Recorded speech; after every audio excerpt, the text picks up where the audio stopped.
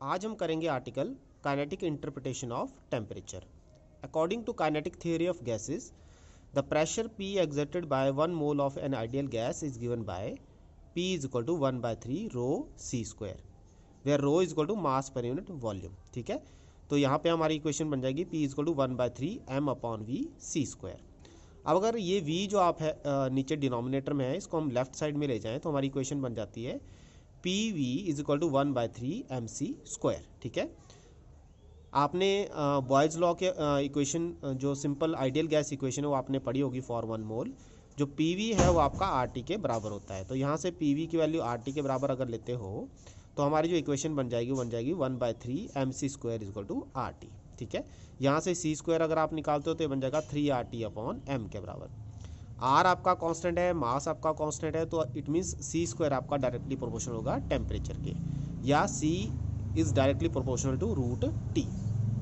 दस the square root of absolute temperature of an ideal gas is directly proportional to root mean square velocity of its molecules. ठीक है, तो आप किसी भी तरह से इसको ले सकते हो, या तो अंडर रूट टी को डायरेक्टली प्रोपोर्शनल टू सी ले लो, या सी को अंडर रूट टी के बराबर ले लो। अल्टीमेटली हम ये कह सकते हैं कि जो आपका जो वेलोसिटी है वो टेम्परेचर से डायरेक्टली रिलेटेड है। ठीक है, अगर इसको हम स्पेशल केस में लेते हैं, अगर आप t इज इक्वल टू 0 ले लेते हो तो c आपका 0 हो जाता है। ठीक है, तो हम इसको एब्सोल्यूट 0 कहते हैं। t आपका 0 का मतलब होता है एब्सोल्यूट 0। ठीक है, इसका मतलब क्या हुआ, इसको हम समझने की कोशिश करेंगे।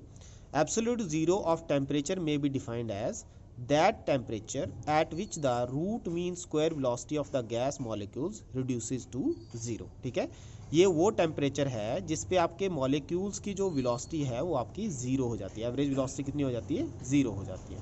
तो यही इसका एक रिजल्ट बनता है जब आप t इक्वल टू 0 पुट कर देते हो। तो इसका मतलब आप समझ सकते हो कि एब्सोल्यूट 0 पे सारे मॉलिक्यूल आपके रेस्ट पे आ जाएंगे। ठीक है, इसके बाद हम करेंगे topic derivation of gas law from kinetic theory. आप काइनेटिक थ्योरी से गैस के डिफरेंट लॉ को डिराइव कर सकते हो। जैसे बॉयल्स लॉ क्या कहता है, बॉयल्स लॉ कहता है when temperature of a certain mass of a gas is kept constant the volume V occupied by the gas is inversely proportional to pressure P exerted by the gas when T is constant. तो ये आपने पहले भी पढ़ा हुआ है कि temperature जब आपका कांस्टेंट होता है तो वॉल्यूम आपका इनवर्सली प्रोपोर्शनल होता है प्रेशर के। ठीक है, और इसको हम लिख सकते हैं PV is equal to constant. अब काइनेटिक थ्योरी ऑफ गैसेस से P कितने के बराबर है, 1/3 m/v C स्क्वायर। यहाँ से PV 1/3 MC स्क्वायर आ गया। तो PV अगर आपका 1/3 MC स्क्वायर है तो क्योंकि PV कांस्टेंट है और इसके according PV is directly proportional to C square. और अभी हमने पढ़ा इससे पहले कि C square is directly proportional to T। ठीक है, C square directly proportional to T है तो दैट मीन्स आपका PV भी डायरेक्टली प्रोपोर्शनल टू T होना चाहिए। ठीक है, तो ये जो आपने दो इक्वेशन है ये अभी आपने निकाली इस वाली इक्वेशन से, और ये आपने पहले इससे पहले प्रूव किया काइनेटिक इंटरप्रिटेशन में। तो इन दोनों इक्वेशन से हम देख रहे हैं कि PV is directly proportional to T, और हमने बॉयल्स लॉ में एज्यूम किया है कि T आपका कांस्टेंट होना चाहिए। ठीक है, तो अगर T कांस्टेंट है तो PV is equal to constant which is Boyle's law, जो कि आपकी बॉयल्स लॉ है। ठीक है, तो ये इक्वेशन आपकी बॉयल्स लॉ की प्रूव हो जाती है जब T आपका कांस्टेंट होता है। ठीक है, तो ये आपने बॉयल्स लॉ निकाल दी बाय यूजिंग, कहाँ से स्टार्ट किया आपने, काइनेटिक थ्योरी से। ठीक है, उसका चार्ल्स लॉ क्या कहता है, चार्ल्स लॉ कहता है कि when pressure of certain mass of a gas is kept constant, जब प्रेशर आप कांस्टेंट रखते हो और जो वॉल्यूम जो आपका रहेगा वो डायरेक्टली प्रोपोर्शनल रहेगा टेम्परेचर के। तो ये भी आपको काइनेटिक थ्योरी से ही प्रूव करना है। तो हमने again kinetic theory of gases ले लिया, यहाँ से V की इक्वेशन ले लेनी है 1/3 m/p C स्क्वायर। अब for a given mass of an ideal gas at constant pressure, अगर आपका प्रेशर कांस्टेंट है, मास तो कांस्टेंट है ही है। ठीक है, प्रेशर भी कांस्टेंट है, तो V आपका डायरेक्टली प्रोपोर्शनल आएगा C स्क्वायर के। तो यहाँ से V directly proportional C square आ गया। अगेन काइनेटिक इंटरप्रिटेशन क्या कहती है कि C square is directly proportional to T, तो वहाँ से ये दोनों इक्वेशन से हमारा जो V है वो किसके प्रोपोर्शनल आ जाएगा, T के प्रोपोर्शनल आ जाएगा। जो कौन सी लॉ होगी आपकी, चार्ल्स लॉ। तो आपने काइनेटिक इंटरप्रिटेशन से चार्ल्स लॉ भी डिफाइन कर दिया।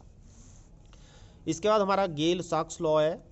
ठीक है, इसको भी हम डिफाइन कर सकते हैं। According to this law when volume of certain mass of a gas is kept constant, जब आप वॉल्यूम कांस्टेंट रखते हो the pressure P exerted by the gas is directly proportional to temperature T of the gas. ठीक है, तो pressure is directly proportional to T आ जाएगा।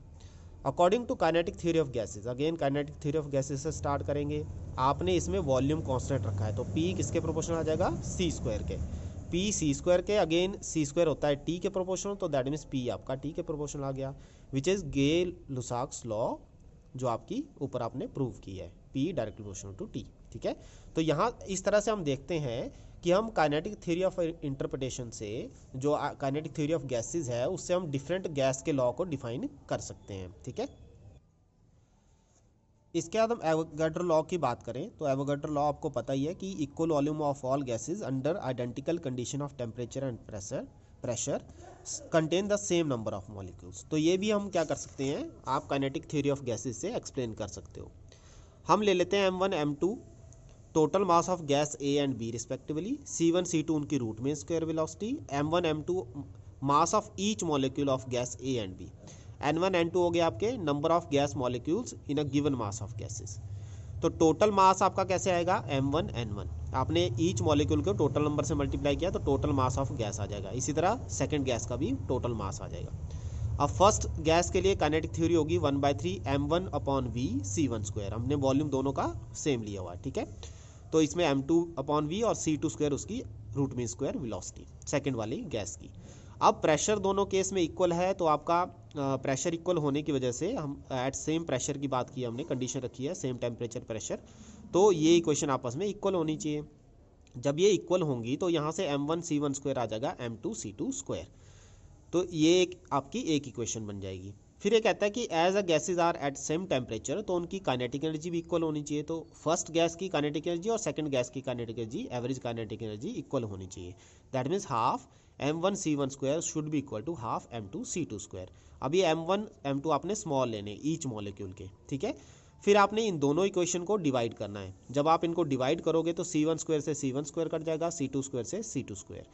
Capital M की वैल्यू M1 N1 डाल देनी है, M2 की वैल्यू भी M2 N2 डाल देनी है, और जब आप इनको कैलकुलेट करोगे तो हमारे पास आ जाएगा N1 इक्वल टू N2। ठीक है, तो ये आपका रिजल्ट रहेगा एवोगैड्रो नंबर का। और हमने ये कहाँ से निकाला, ये निकाला हमने काइनेटिक थ्योरी ऑफ गैसेस से। तो आज के लिए बस इतना ही काफ़ी है।